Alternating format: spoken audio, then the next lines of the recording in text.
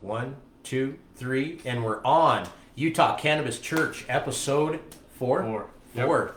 Right on. 4 is my lucky number. That's there you go. crazy. There you go. And we have a really... it's actually live right now. Oh, Cool again. Yep. We're live. No, We're it came live. on. Well, it's just 6. Oh, we're live. Here we go. Cannabis Church, number 4, take 2. We're on, and we have a wonderful guest today. You want to introduce yourself, bud? Heck yeah, my name is Chris Newhart, international journalist and entrepreneur. Wonderful, up, wonderful, Chris? man. We're glad to It's a have you on. pleasure to be on here. I greatly appreciate you guys having me on. Man. It's a pleasure. Yeah. Much love and respect to you guys and your audience. You should have. Hell Thank you, yeah. my brother. Hell yeah, man. So you're the one that's usually doing all the interviews. For real. Right? Like you're always interviewing people, and I get to see all your interviews and the wonderful people that you meet. And we're just really blessed to have you on the podcast, man, because I know you have a lot to talk about and interesting subjects. So Heck yeah, appreciate it. It means bro. a lot. Absolutely, yeah. So what's new and exciting today, man? What have you been up to? What's Oh, first of all, man. what are you about? What do you do, and where are you from? Heck yeah. It's good that you asked that because a lot of people ask that and don't really know, you know? Right. Yeah. So, Absolutely. I'm originally from Castleberry, Florida, 407, FLA all day. And moved out here, I believe, 7 years ago, coming up this February on Valentine's Day. We actually made the trek all the way out here. It was about a 4-day drive from Florida, pretty much straight. We didn't sleep too much, you know, because it was snowing in most of the states that we were coming through. So you just came here. You just got to Utah. Yeah. That's legit. Yeah, a lot of people are like, you know, why? You know, like usually it's the other way around. And at the time it was a low cost living, high pay rate because out in Florida it was hard to find a job making more than like $9 an hour. And out here, Can't live off that. and the cost of living was like out there was like I think like $5 for a gallon of milk, and out here is like $2 or $2.25 or something, like almost half as cheap. So we were like, man, not only could we live better for our money, but it was so much cheaper to start up a business and get licenses and signs and more square footage for our money. And That's huge. yeah, so we're like, yeah, you know, let's do what we gotta do until we can do what we want to do. And I'm just about, you know, being an entrepreneur. You know, I try and just spread hope and love and peace and positivity to as much people as possible, and just let them know if, you know, I could do it, you could do it, because I came from nothing. I came from the mud, the dirt, you know, from The you know, swamp. Yeah, the You know what I'm swamps. saying? Right next to the alligators over there. For real, we swim with dinosaurs. That's right. That's right. True story. Yeah. Yep. True story. We even eat them too. I Yeah. love fried There you gator. go. There you go. Jerky gator. For real, jerky gator is so amazing. He's a meat eater, carnivore action right now. That's it. For real. That's dope, man. So what do you think? Dinosaurs don't eat me, I eat them. What do you think about Utah? Oh man, I love it. It's a whole different world, a whole different culture. It's really beautiful. There's a lot of raw talent out here, especially musically, whether it's hip hop, EDM, rock. You know, there's a lot of different genres of music out here. Jazz, you know, symphonies and orchestras. You know, all different ranges of musicians out here, and painters and poetry, and you know, Utah is just a plethora of art, you know, and that's what I Super love about expressive. it. Yeah, that's what I love out here is just being around other artists, you know, because like I consider myself an artist, and I love fashion, I love photography, I love videography, I love painting. Do you paint yourself? I do. You do? Yeah, like What kind of, do you like acrylics? What do you like to do? I like acrylic pours because like it's just beautiful and there's no like super meaning, but I also like to, you know, paint what I can because I'm not like super good at it yet, but as I do it more and more I get better and better. But I love how art just is just supposed to make you feel a certain way, you know. It's you know, it doesn't have to be perfect. It's just, you know, to me, you know, it makes me feel a certain way after I put a piece out or get something done, and then, you know, but then when people look at it, it makes them feel a certain way. So it's That's just the beauty. yeah, it's just beautiful. So it's like Kasky of Cash Money Records, like he inspires me every day. Like he's not just a rapper, he doesn't just do metal, he has 2 poetry books, he has his own fashion line, he's a painter.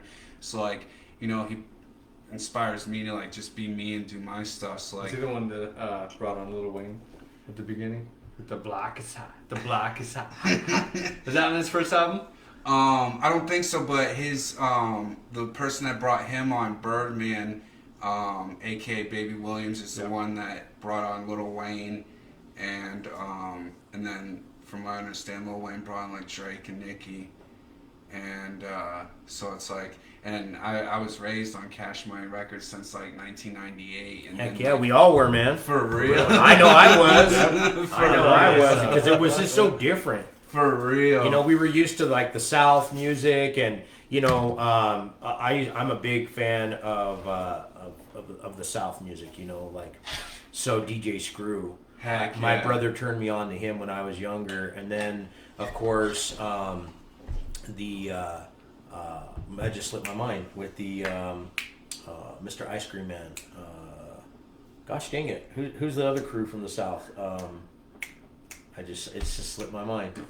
Throw some names at me, guys. Is it Gucci Mane? With No. Ice Cream? Fat Boy Slim? No. Master P, sorry. Master Yeah. P. Master P. Golly, dude. I got a little too medicated before the There we go. podcast, but Yep. Master P, and then all of a sudden, Cash Money come in. And I was like, what? No For way, real. dude. This shit is hype.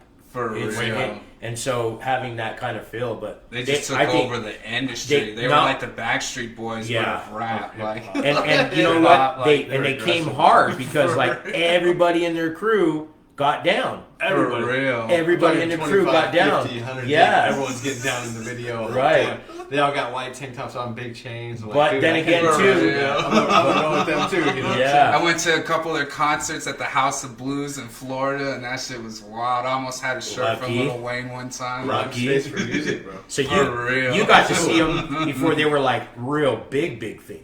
For real, for Yeah. real. Before they like super blew up. Right. $120 No, that's a cool. ticket. You know what I'm saying? Yeah. You got it in when it was like 15. For 30. real. You know what I'm saying? That's cool. I like that, man. Right. Heck yeah. Absolutely. I love man. hip-hop. Wow, that's cool. Hip hop is a major influence in I know Tyson's life because of him breaking. Yeah, I'm a breakdancer. You Oh, know? for real? That's Yeah. what's up. So, Heck yeah. That's what's cool when you talked about the expressiveness of art, you know what I'm saying? Because I feel like when I would dance, like I'm putting out my art piece, you know, and it encapsulates a moment in time how I felt, and then people are affected by that in that way that you felt, and it makes them feel a certain way too. So that's why I've always loved dancing, poetry, Heck yeah. rhyme saying, and even just playing musical instruments, and then to photography, to painting, all that stuff. I always loved all that stuff. I feel like it's encompassed into one, you know. For real. Just 'cause Yeah, of but that all feeling in that all you its get. form, you know, Yeah. like I started taking boxing because I've been getting in the gym more, and like I wanted to, you know, learn more dancing, and especially break dancing because that's awesome because I'm from the 80s, you know. All right. You're an 80s baby? Heck yeah. Like what, 84, 85? I won't say on camera. All right. I'm just trying to see if we can get an age out of here. Yeah, I know right. people are waiting. Yeah. They want to know how old this guy is. Yeah. Yeah, there's For some real. things that are Everyone say I secret. look like I'm 25, so I don't want to You're ruin just gonna it. hold That's it right. back. That's right. Yeah. And 25 forever. when you started For real. explaining the way that that art makes you feel when you paint, is the same way that I feel when I'm growing cannabis. Heck And yeah. when I put my love and passion into something, all the way from the seed to the dirt to propagating clones to trimming this plant up a certain way, to have a style. My brother always taught me to have a style when I was growing indoors, all the way to with the way it makes you feel after you harvest your product, and then ultimately when you give that to somebody and they smoke it, and the way that they perceive that medicine and the way they talk, just like we're doing right now, is art, man. For And, real. and I really didn't think of it as art until I met one of my friends, Ashley. She's a self-proclaimed artist. She used to like make things out of metal and wood and bend steel and break things and glue them back together and just do eclectic things with art. And she goes, you know what you do is like art. And I was like, what? It's not art. It's just growing. And she knows, no, it is. It's art. And she really broke that down for me. And so after her telling me that, I started treating it like art. And as I started to do that, I expressed myself in the grow room in a way that I never thought before. So art's important, man. I think we're all artists. Oh, yeah. We just have to find that piece that we can produce or perceive or put it out there. So, and you do that, especially with your interviews, man. Heck Like the yeah, people that you appreciate it. interview and the questions you ask, it is hard to interview people, man. It is because you tough. don't know what to ask them. You know, when you bring them Right. on, what do I say? Am I going to upset them, or are they comfortable talking about those things? And if you kind of just let things go into fluidity, and if you're good at what you do, it's just like art, man. And that's something. timing. That's why I wanted to bring you on. You actually came to my mind when we first beginning. started talking at Yep. the beginning of this, because I was just like, I need somebody that's been around, someone like you. You've traveled around, you've seen a lot of people, you've talked to a lot of people, you've felt other people's pain and excitement, and you ask questions and you bring things out from people that a lot of other people maybe not have, you know what I mean, by interviewing individuals. So that's why I was really intrigued tonight. And we, Tyson and I and Autumn, created this YouTube page for more of an endeavor of cannabis industry, cannabis activism, patience over profit, and all this other stuff. And I know you have a passion for cannabis, and I know that Heck it's been a yeah. big part of your life, Yeah. And so what would you feel that cannabis has driven you to do the things that you do? I mean, how's cannabis influenced you in your life, man?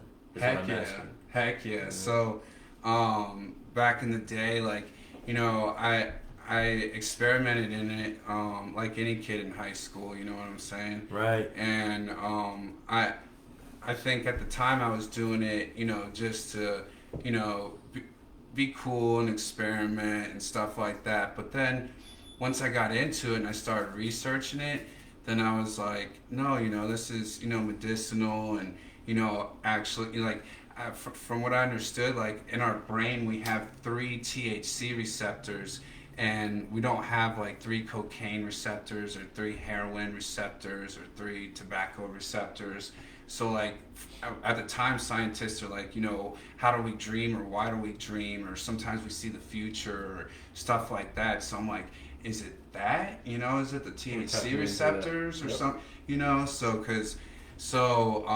I've always been intrigued with it. And then, it's public record, I got arrested for it 2 times in Florida, and it was just for misdemeanor amounts, just small amounts and stuff. But I felt like I was treated Poorly. yeah, Wrongly, maybe? I think I was treated correctly by the police, and that broke the law. But I feel like that law shouldn't have been in place. So To put you in that type of situation where you had to deal with the law. yeah. And Yeah, Florida 'cause- has always been like a place that's been like almost zero tolerance because of the Yeah. cocaine movement. Yep. Yeah. So anytime It's an like international hub, hub of drugs. yeah, man. Not just cocaine, but pretty much right, anything. right, exactly. So like, and it goes, up to Canada and through Brazil, and from everywhere, right. So, but yeah, it's just, and that was back then, when I was in high school. So it's a different time than now. So, Right. But yeah, so it's always made me an advocate for people that especially if they need it medicinally, because there's some people that literally cannot leave their state Right. that they live in, that they get their medicinal prescription, because if they go out of state and they get caught with it, they could go to Break the jail. law, yep. And it could be an old Whole life woman, or changes. and change your whole life, whether you're old or young or middle aged or whatever. So it goes across every race and creed and religion. It doesn't matter. It's like, I feel like it's a medicine. It comes from the earth. I don't see what's wrong with that. I think there's obviously, I don't know if you want to call it conspiracy, because the word conspiracy is just, made up to mislead people to actual factual, evidence.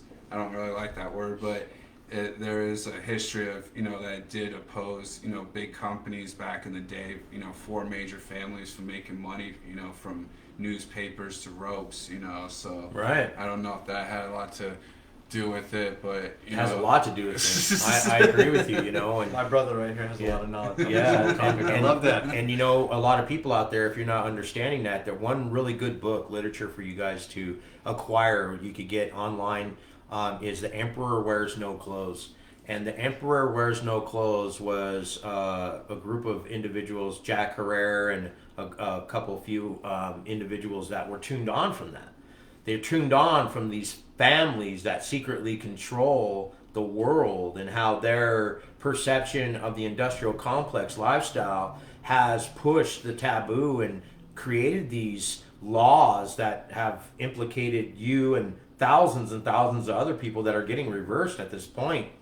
And if anybody doesn't really understand, go check that book out. It really throws things in perspective of what the industrial complex lifestyle has actually done to humanity and society. And we're at the peak of it right now at this pandemic.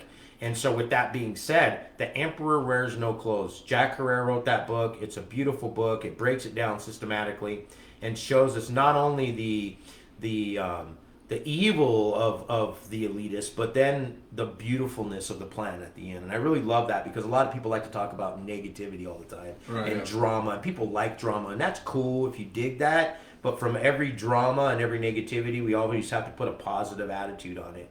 And it kind of perceives things of how bad it really got, where it started and facilitated from, and it kind of brings it back out to how beautiful and how wonderful this plant can actually be. And Jack Herrera was an advocate of recreational cannabis to the fullest extent, you know, and he pushed that because he knew that through the rebellion and through the trials and tribulations, this plant will be set free at some point in time in its life. And that's going into fruition as we speak. And then you got other people like Dennis Perone and Steve Covey and other individuals that really were for the medicinal side. But they worked together because Dennis Perone and Jack Herrera actually had conversations behind closed doors. And Dennis Perone asked Jack Herrera at one time in an article, and I got this direct information from Dennis Perone's brother,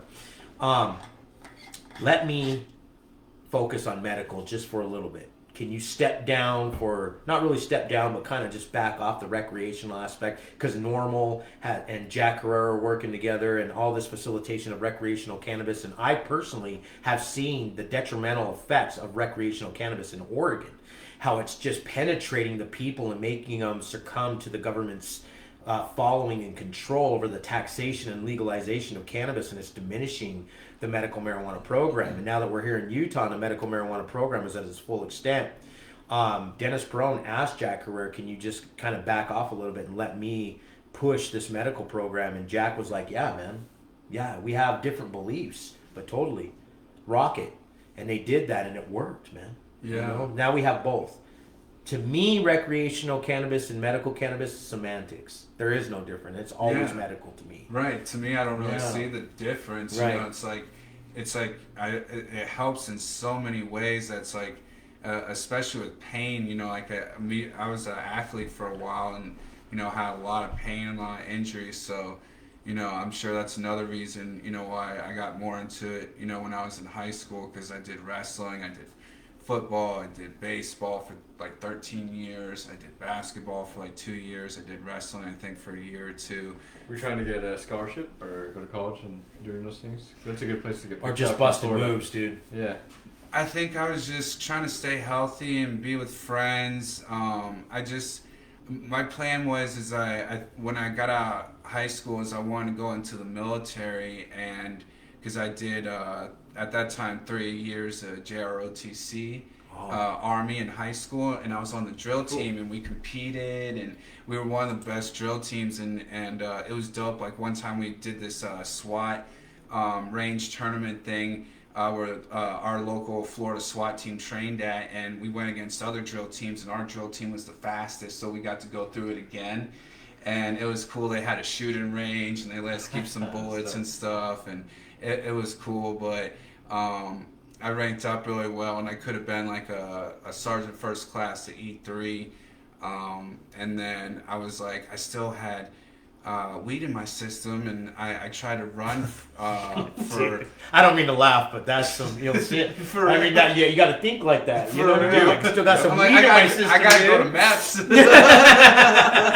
For real. Yeah. And so I ran for a month, a mile every day in the sand, uphill, drank a gallon of water. Beast mode, yep. Yeah, and it still looked like I had weed in my system, like I smoked yesterday. I'm like, damn, dude. What am I gonna do? Yeah, so like, I think I like tried some niacin and just went and did it, and I passed everything in MEPS. All my bones, everything was fine, but there was still some weed in my system. So I said, They do the hair follicle. Did they do the hair sample to you? I think it was piss test at the time, but it might have been hair. I'm not exactly sure, but so I was working out with the recruiter and tried to keep doing it, and then I met my wife, and she was a military brat, and she was like, yeah, I don't want to go through all that again. Let's just do our own thing, because I want to use the military to give myself some time and structure and money to be an entrepreneur and start my own business, because that's what my parents did. They had their own cleaning company, and like a stepping stone. Yeah, and like I wanted to have my own business, and so I was like, all right, so I didn't go into the military, and we just kept doing our own thing, and we're doing it well in Florida, and then we moved out here, and then we and that's why I tell people, we came out here with nothing, with no family connections, no generations of money. I didn't go to Yale or Harvard or Brown or none of that. Just came out here, barely had enough gas to get here, and started up and started doing temp jobs. And some of them risking my life, but it was more money than Florida, and then I got up to a nice solid job, and I saved up some money to put down on my cleaning company, and then I started doing my own cleaning company and started getting enough accounts that I was able to fire my boss and do what I loved. And fire your boss. Yeah. I like that. Where's that term from? Yeah. Where's that from? I believe one of my friends, Timothy McGaffin, shout out to him. He's an entrepreneur, and What's up, Timothy? He sells like Kangen water machines. I don't know if you guys are familiar with those. Does he have dreads? No. There's a guy local that sells those. He has dreads. Yeah. That's some good water, dude. That's For real water. good water. Yeah. But yeah, it's like, that's what I try to inspire people. It's like, fire your boss and be your own boss. You know what I'm saying? Right. 'Cause you can work at a good job, but there's only so much money you can make. There's only so much vacation you can get. There's only so much impact. Yeah, there's only can so have, much you I can feel. do, and so much freedom. And it's not about being rich, it's about being free. You know what I'm Yeah. saying? Like, if your mom's sick, you know what I'm saying? You want to take a month off? Yeah. You can. You can do Right.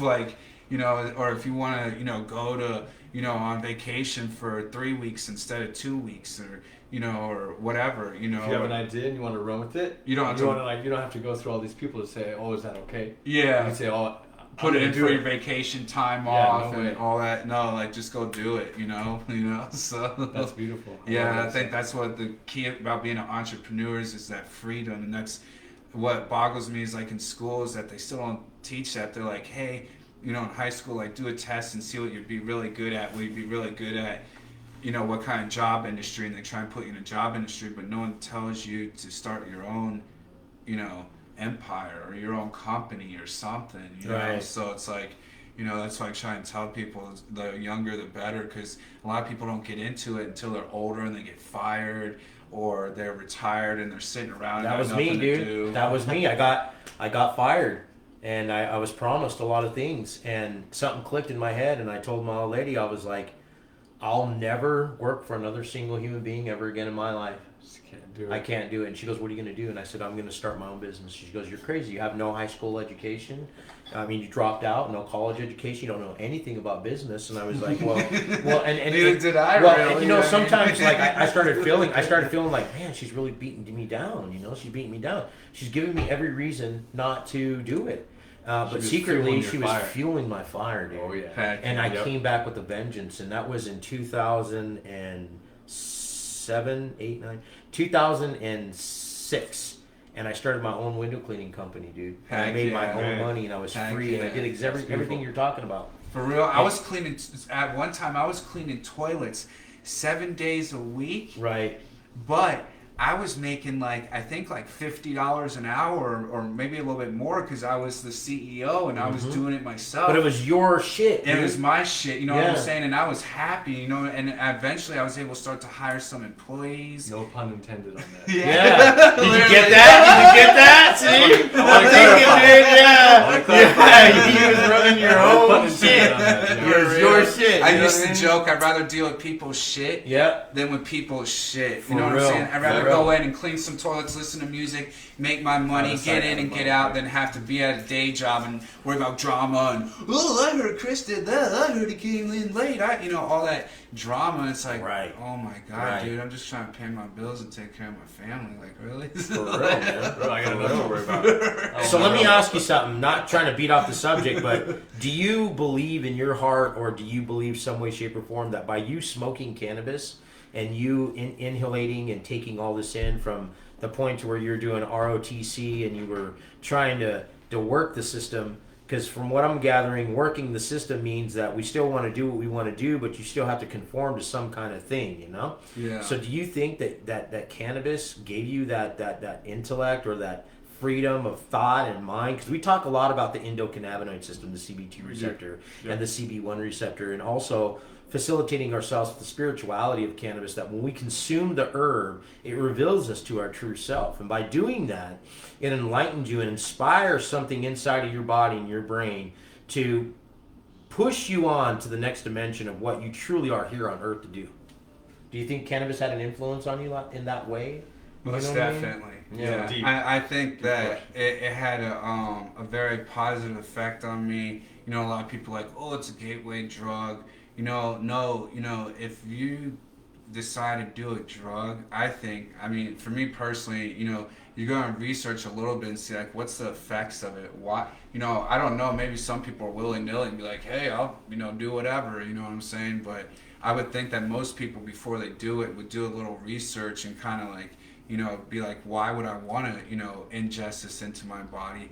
You know what I'm saying? Because that's a big risk. I mean, He has common sense.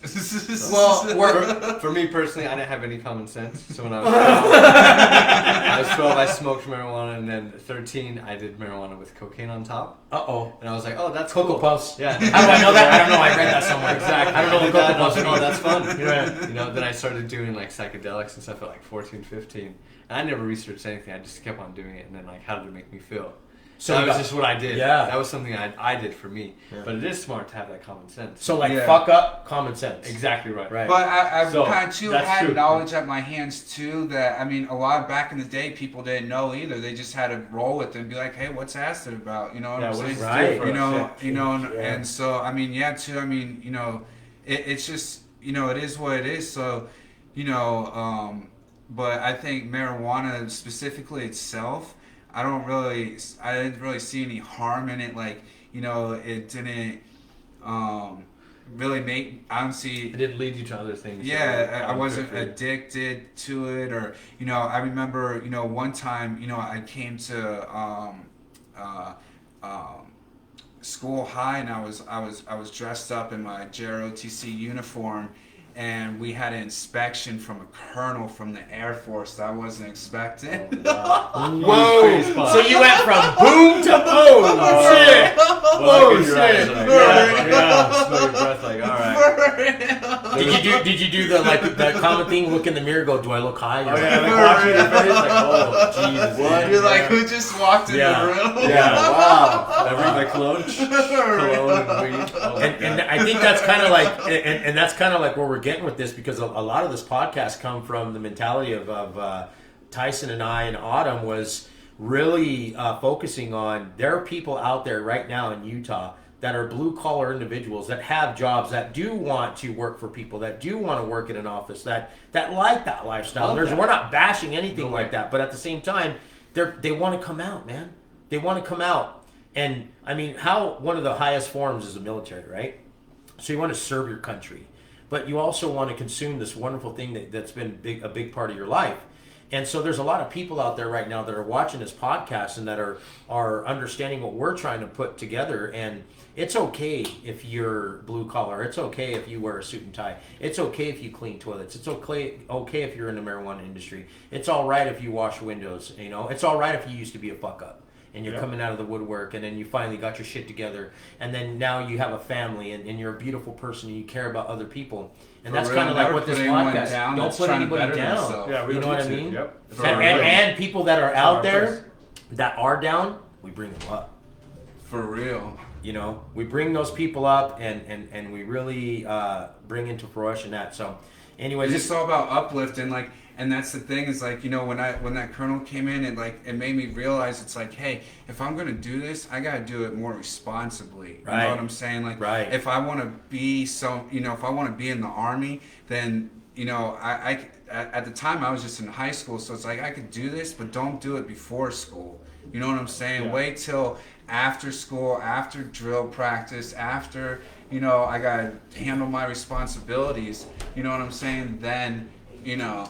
Then you can partake. You know what I'm saying? So it's just like you just gotta balance it with anything. It's just like, you know, too many vitamins or too much pizza, you know, hurt too much you. sun. You know, too much water. Yeah, you know, you just gotta find that happy balance of what's good for you, what's not good for you, what's too much, what's not too much, and only, you know, you and you know your doctor and really, you know, figure that out. But it's something that I think everyone should be afforded that opportunity. You know, it's your body, and if it's something that's, you know, from the ground, I don't see. You know what's wrong with that, and why people need to be prosecuted and persecuted and fined and you know ruined, you know, for it, you know. So I definitely advocate and appreciate people like you that you know are in this industry and do what you guys do. You know, whether it's from growing to podcasting to you know I cover a lot of you know marijuana related you know subjects and events out here in Utah, and appreciate. You know, everyone that does what they do to try and help everyone, and appreciate, you know, that everyone doing what they're doing, laws and regulations, and the, you know, police cooperating with us and not, you know, trying to be any worse than it could and speaking of that, February 15th, OG, Sarah, Carly are holding an event on the 15th at the Capitol from 11 to 1. 11 to 1. Yep.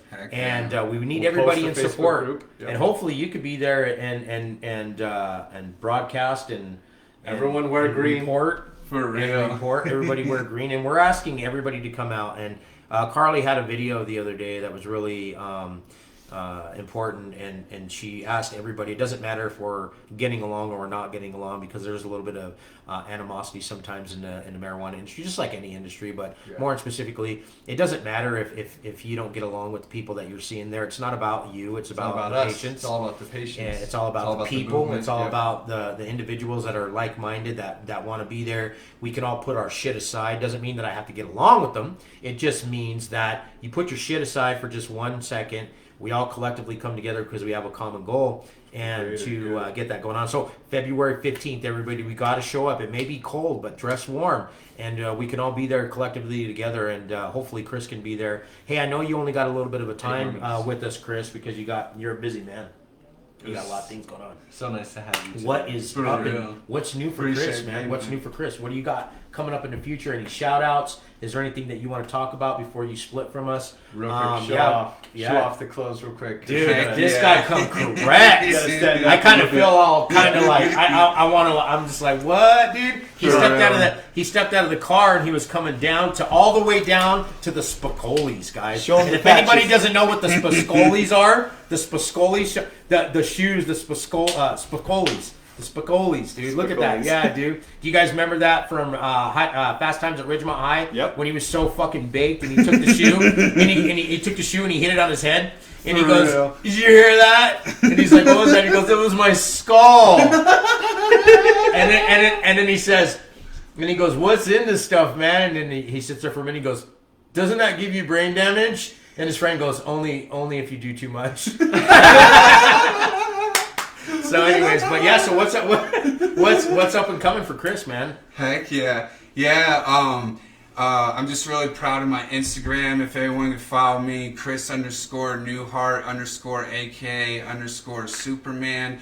And then under that, you can see everything I'm affiliated with Irie's Place, GME Productions, Legacy Records, and all the stuff that I'm doing, you know, keeping up with my stories and stuff. I try and post daily. I try and post positive, inspirational things, and then, you know, a little bit of my life and what's going on, and just everything's been so wild. Like, I love covering, you know, I get to meet a lot of celebrities and stuff, and so I started doing my own clothing line, and I got a lot of people that, you know, want to buy it, and I want to, like, also make clothing after their Instagram, like take their favorite picture in their Instagram. Like, I saw that, yep. Yeah, like a lot of these pictures are pictures from, like, either my photographer's page of pictures of me when we did a Polaroid shoot, and then I have them so, like, you can read them in person, or it's in verse, so when we take a picture for the gram. Mirrored in. Yeah. Yep. And then my signature is mirrored for the gram, and, you know, all that, so that way it's more legible and everything. But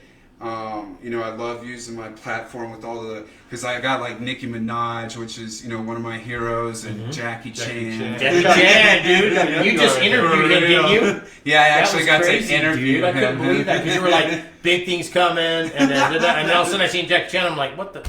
I don't know if that big things shrunk, already came. Yeah. That shrunk a lot of what I got going on. I mean, Jackie Chan, dude. What the hell? How was it meeting him, dude? It was amazing. He was so humble and beautiful. And everybody says that about him. Yeah, he's just a great person, and it was just so amazing because a few times I've met people that I look up to, and, you know, they're not, you know, people to be looked up to. So he's definitely one of them, and it was amazing. Just after I got to talk to him, I asked his photographer, I was like, hey, could I get a picture with him? Because, like, you couldn't even pay to get a picture with him at that event. Usually, you know, you could pay like maybe $500 or more or something and donate it to charity or something. Yeah. But they were like, no pictures. So I just asked, and he was like, yeah, sure. And I was like, oh my gosh. Like, I went from asking him a question as the press to now getting on stage with him and being like this and being like, wow, man. Just because I asked, you know? Yep. And that's why I tell people, like, the secret. Forthcoming, dude. Yeah, like, the secret to my success and how I was able to get to Jackie Chan and Nicki Minaj and anyone else is because I followed my heart. I wasn't scared. I mean, I get nervous and a little scared, but I love that feeling because because that shit. Yeah, because like because things get easier and easier once you start building up, you know, what you're doing, you know what I'm stuff, and then you miss that stuff. So it's like so I love being nervous and everything, but it's like putting yourself in uncomfortable situations on purpose to evolve. Yeah. How else are you going to get to... You can't change, you know, if you don't, you know. So it's like, that's why I tell people, is like, you know, you can't have too much fear in your heart. And and the secret is, I've been learning real quick, is that you can't just think positive. You can't just be hopeful. Right. Yeah, you got to grind for it, but you got to change your mindset and your frequency. Like, if you have a piece of shit car and your dream car is a Bentley, when you get in your car today or tonight or whenever you watch this and you get in your car, I want you to get in it and smell the rich Corinthian leather and be like, I love this beautiful Bentley, or I love this Lamborghini, I love this Range Rover, or whatever your dream car is. And into a Bentley. Yeah, and feel that you already have your dream car. You're going home to your dream house. You know, when you look at your bank account, you see $10 million, and you know, you have to put that energy out there because it's the law of attraction. If you don't know about law of attraction, mindset, what entrepreneurs are doing, and that's real, then you don't have to keep listening to me. But the point is you have to believe in it and know it, and so that changes the energy around you in the universe. So that's what attracts, and then you start waking up, and all these opportunities start opening up for you. People start reaching out to you. Know, you're like, what's going on? And it's because you're putting out there what you want. So that's why you gotta be careful what you ask for. And so a lot of times I'd be like, you know, I do that when I pray. I'm like, you know, this is what I want. This is what I think I need. But at the end of the day, you know, everything, I believe in a creator and something, you know, I'm something bigger than me. So I'm like, you know what's better than me, you know, and, you know, thank God for unanswered prayers. So if I'm not meant to get something, I don't get mad. But at the end of the day, I'm just like, help me fulfill my destiny, you know, and I just want to, you know, when I wake up in the day, you know, it's not about being rich and being a multimillionaire. It's about being free. So it's like, I don't need $10 million a year to be happy. But, you know, rich people, they have a different mindset. They wake up and they don't wake up late, eat some cereal out of a box and go to work for someone else and, you know, and work overtime. No, you know what I'm saying? They wake up, they meditate, they go to the gym, they eat something healthy, then they go to work. Right. You know what I'm saying? Right. So, like, you know, constantly I'm putting out to the universe, how can I better serve you? How can I better serve you? How can I better serve you? So the universe is saying, how can I better serve you? How can I better serve you? How can I better serve you?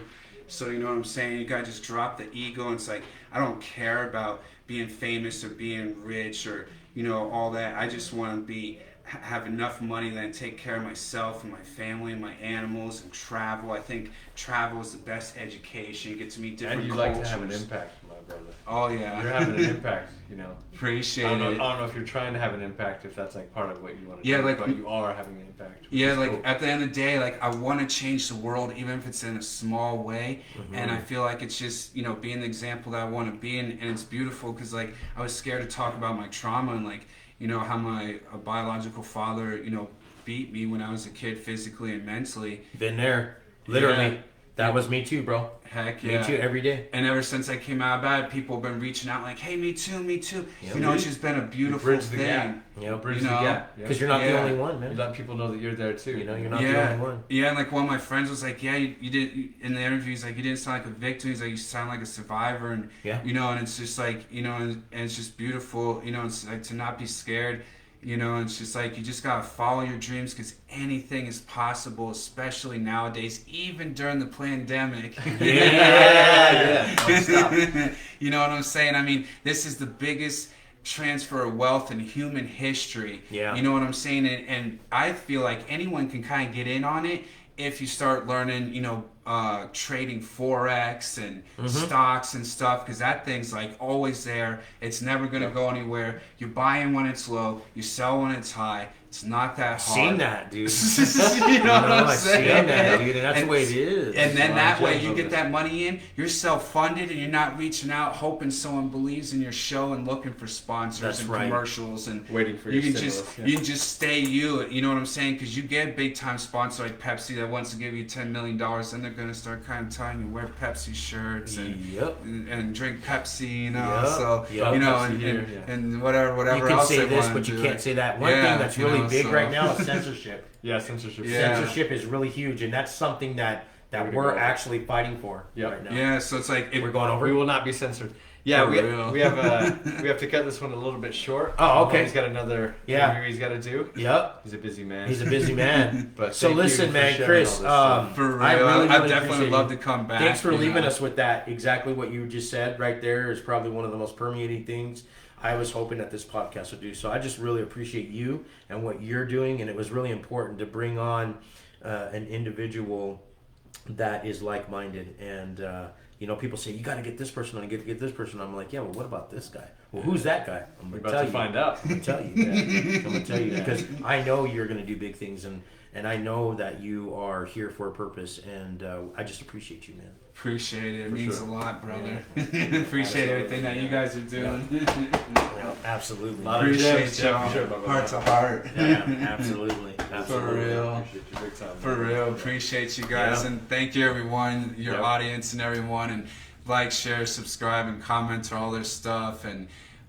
Again, where can they find you, bro? for real, Chris _Newhart _ aka Superman. And then we got Irie's Place, Guerrilla Mafia Entertainment Productions, Legacy League Records, you know, a whole bunch of All big things of coming that, across, everything I'm Boom. involved in. So just stay tuned and much love and respect. I love y'all. Peace and love. Peace.